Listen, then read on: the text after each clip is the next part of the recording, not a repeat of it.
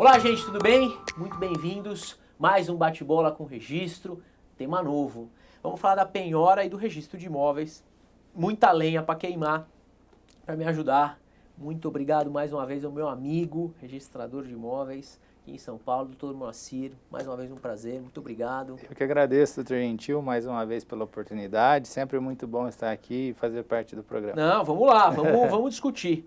Já começamos quente. Finalidade da inscrição da penhora no Folio Real.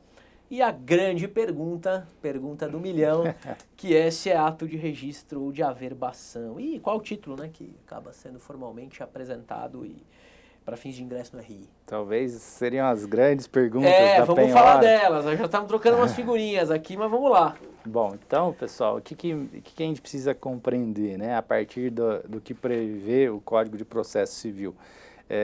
A penhora, ela se constitui nos autos do processo, né? Se constitui, então, fora do registro extratabularmente, de modo que a finalidade da sua inscrição, ela é publicitária, para fim de gerar efeitos perante terceiros, né? Essa eficácia erga omnes é que se busca com o ingresso da penhora no Folio Real. Não, gera presunção absoluta de ciência, inclusive para reconhecimento de fraude e execução. Perfeito, exatamente. Essa questão ela é bem importante, porque às vezes o pessoal confunde a eficácia relativa do registro com essa questão publicitária, que aí sim ela é absoluta, como bem disse o Dr. Gentil. Então, esse efeito de gerar a presunção de conhecimento, ele é absoluto, ele é inderrogável. Então, essa é a finalidade mesmo da inscrição da penhora no registro de imóveis. E aí, talvez a grande celeuma, né, uma das principais celeumas que a gente tem a partir de atos de registro, atos de averbação no registro imobiliário, é exatamente a penhora. Afinal de contas, é um ato de averbação, é um ato de registro. O que a gente precisa saber, pessoal? Primeiro que a 6.015, a Lei de Registros Públicos, prevê lá no rol do 167 como um ato de registro essa constrição judicial. Então seria a lei que trata de uma matéria especial trabalhando como um ato de registro. Essa é a grande tese de quem advoga. Para o reconhecimento do ato do registro. Exatamente, tratar-se de um ato de registro. De outro lado, muita gente tem defendido, e aqui em São Paulo é uma posição que vigora com predominância, tratar-se de ato averbatório, um ato de averbação. A partir, em especial, Dr. Gentil, que milita muito no campo do processo civil, deve se recordar da grande reforma que houve no CPC anterior de 73 em 2006, né? Isso, 2005, 2006. 2005, 2006 ali, e naquela reforma, principalmente do processo executivo, né, que trouxe a ideia do processo sincrético para o nosso sistema processual, ela trouxe essa alteração, né? Ela partiu do pressuposto de que a penhora seria ato averbatório, ato de averbação. Então vejam, a partir dessa reforma processual nós tivemos uma incompatibilidade entre o que prevê a Lei de Registros Públicos e o que prevê a Lei Processual. Já adianto que o CPC atual continuou com essa polêmica ao prever expressamente mantendo a penhora como ato de averbação. Agora, falando aqui a minha posição... Só fazendo um adendo, e nós temos até, me valendo, né, de uma informação até do próprio Dr. Moacir a respeito das normativas administrativas, né? Em São Paulo, averbação, Paraná, registro, então a gente também tem essa celeuma também participa das normas. As normas das corregedorias locais também participam dessa dificuldade no catálogo, mas... Não, exatamente. Licença, então, é sempre bom essa observação, porque os colegas que militam aí nos registros devem sempre seguir a orientação da corregedoria por evidente obrigação. Mas agora, em termos técnicos, em termos jurídicos, me parece que o ato seria, sim, averbatório, justamente como mencionávamos, em razão da sua finalidade, né? Porque ela se constitui no bojo do processo, né? Mediante termo nos autos, na linguagem processual, mas ela é publicizada perante terceiros através da inscrição no registro de imóveis, e essa inscrição, por tudo isso, me parece ser um ato averbatório em razão desses fundamentos. Eu concordo. Agora, não sei eu acho que é por aí, né? Não, concordo, eu acho que é uma declaração mesmo, não uma constituição. A penhora, independentemente do ingresso no registro, ela já existe. Exato. E ela tem os seus efeitos jurídicos dentro do processo, né? O que a gente tem é efetivamente tornar essa publicidade mais eficaz e, por outro lado, a vinculação de absolutamente qualquer terceiro na existência daquele ato processual. E qual é o título em sentido formal para ingresso? Título, então, o código atualmente fala em certidão, né? A certidão ali da penhora. E isso tem um pouco a ver, inclusive, com a prática, né, registral, em razão do sistema da penhora online, hoje pelo site do Registradores. Isso. Então, nós temos, nós, registradores de imóveis, recebemos a certidão da penhora, né, com todos os dados ali descritos, certinho, para que a gente possa fazer a qualificação e, se for compatível com as informações registrais, levar isso para o folio. Né? Essa informação, acho que ela tem que ser reforçada. Ainda que ocorra, e agora eu vou me valer efetivamente da dinâmica paulista, quanto à penhora realizada e comunicada de maneira online pelo sistema da Arisp, há indispensabilidade de qualificação. Então, acho que às vezes isso é importante a gente ressaltar. Para muitos, há qualificação de títulos judiciais, há qualificação da penhora realizada.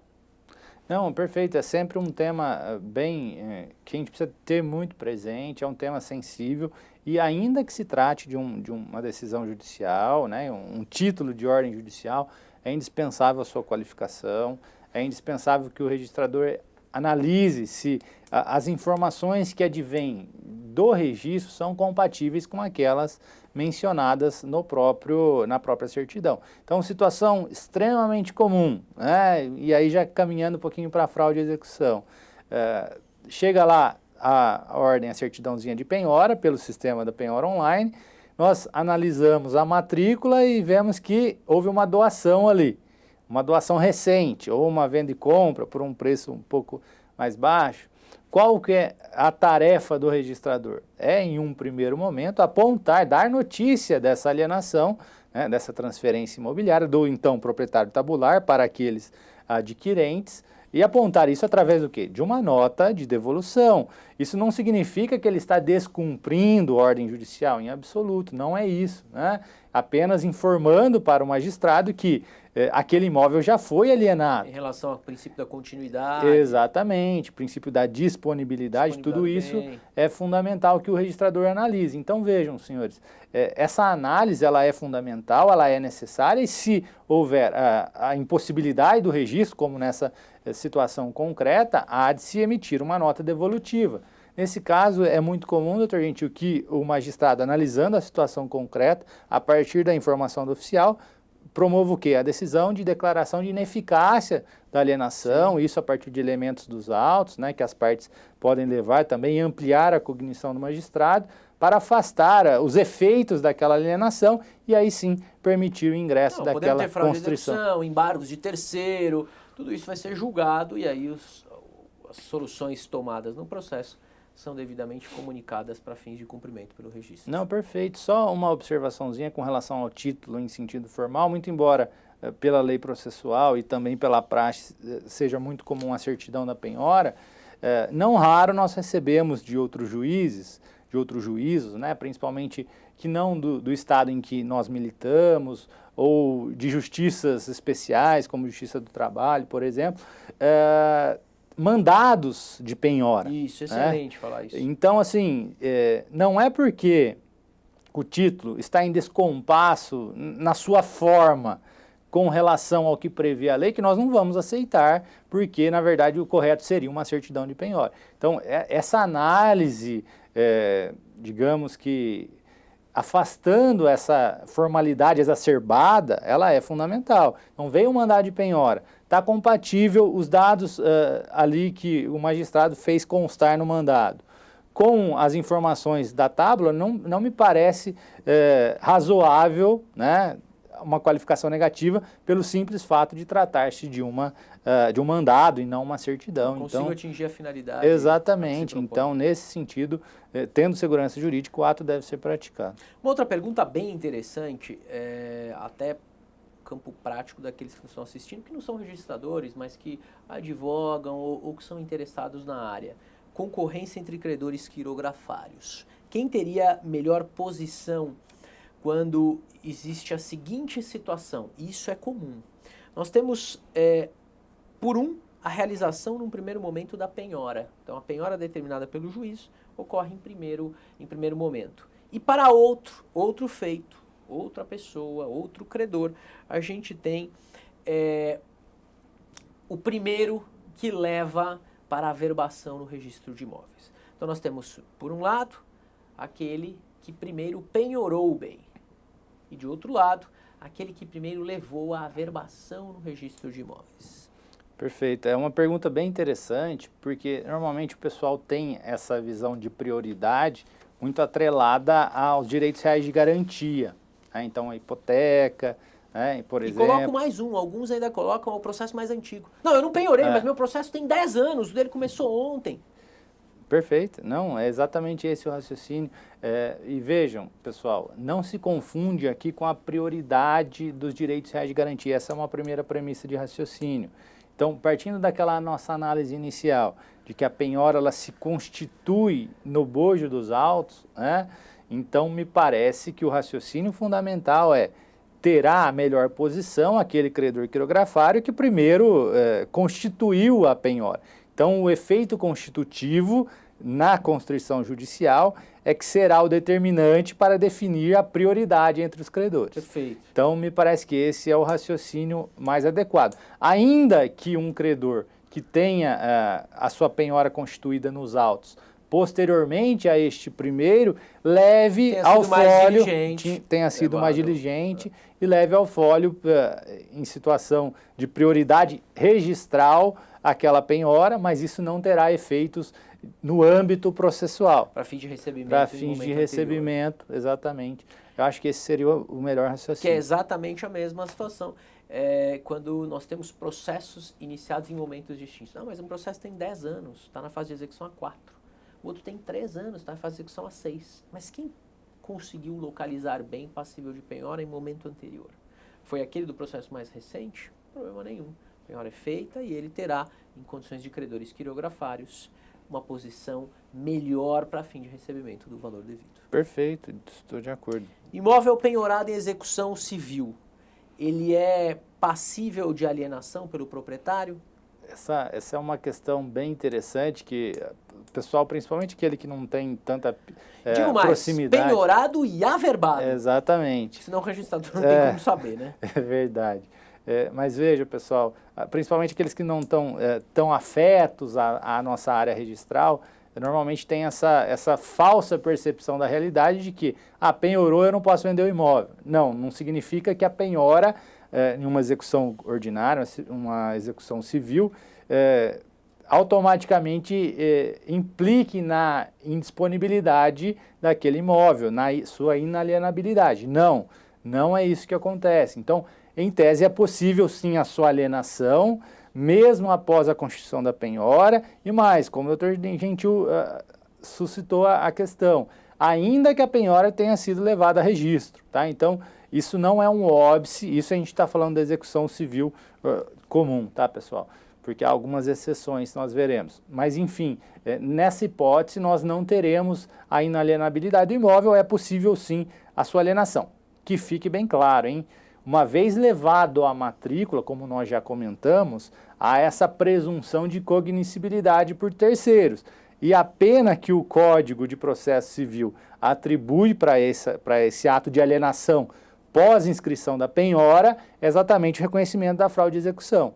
Então, que fique bem claro, né? Então, é uma situação em que haverá concretamente fraude. Pode até não acontecer a questão do reconhecimento da fraude quando ocorrida a alienação de um bem penhorado, há por parte do devedor a pronta e imediata quitação do valor da dívida, automaticamente gerando extinção pelo pagamento, 794 do Código de Processo Civil, e o cancelamento das ordens de constrição, dentre elas a penhora que recaiu sobre aquele bem. Problema nenhum. O problema surge quando ocorre a alienação de um bem penhorado e não ocorre o cumprimento da obrigação em fase executiva. Aí sim nós temos um problema quanto à fraude à execução. Perfeito. O devedor solvente, a questão fica um pouco mais tranquila. Claro. Mas a partir do momento em que não há esse adimplemento, né, da obrigação reconhecida no processo, aí sim surge a questão da fraude. Agora, situação bem comum na prática é aquela em que, seja a própria alienação, seja a própria constrição judicial, permanecem ocultas. Então, imaginemos uma situação concreta, em que o imóvel foi alienado há 20 anos atrás, né? Só que o nosso querido comprador, inerte, deixou de levar o título, a escritura pública a registro. Situação comum. Extremamente comum. E aí agora ele apresenta lá no protocolo, registro de imóveis, todo achando-se diligente, e aí surpreendido com a notícia de que há uma penhora na matrícula daquele imóvel que ele já adquiriu há tanto tempo. Ou melhor, ele lavrou a escritura, né? O título em sentido formal. Às vezes o bem foi até objeto de partilha. Exato. O casal se separou e aquele bem ficou com a esposa, há 15 anos atrás. Perfeito, exatamente. E aí o bem foi penhorado agora. Foi penhorado agora. Então, vejam a celeuma que nós Boa entramos pergunta. aqui. Então, nessa situação, o que nós, oficiais de registro de imóveis, temos a obrigação, ao meu ver, de fazer? É, em um primeiro juízo de qualificação negativo, apontar a existência da constrição, do gravame, especialmente porque há uma incompatibilidade com o título lavrado. Normalmente haverá a menção de que o imóvel encontra-se livre e desembaraçado de ônus, e aí há uma incompatibilidade com a situação atual do registro. E apontando isso, me parece que se o comprador, através de uma simples declaração, manifestar a ciência da existência da penhora, isso, ao meu ver, já estaria solucionada a questão de ingresso dessa escritura para fins registrais. A repercussão disso, se vai haver fraude de execução, se ele vai perder o imóvel, isso vai ser discutido no processo. Possivelmente vai ter embargos de terceiro. Embargos de terceiro. E adianto, os embargos de terceiro possivelmente serão acolhidos. Exato. Em razão de uma situação posta consolidada em momento anterior, motivo pelo qual será cancelada a constrição e segue o caminho. Mas isso é muito frustrante na execução. Isso acontece muito. Muito. As pessoas compram, não registram. As pessoas partilham, não registram. Então, foi feito um inventário, os bens já foram partilhados, já foram alienados a outras pessoas, mas ninguém, absolutamente ninguém, registrou nada. E aí a gente tem aquela situação de desconforto, a gente vai deixar isso para o próximo encontro, a respeito da súmula 375 do STJ. Importante tema. Moacir, muito obrigado mais uma vez. Eu que agradeço, doutor Gentil, sempre muito bom estar aqui, bater uma bola a respeito desses temas. É isso aí. Gente, muito obrigado, desejo a todos aí uma ótima semana e até a próxima oportunidade. Até mais. Tchau, tchau.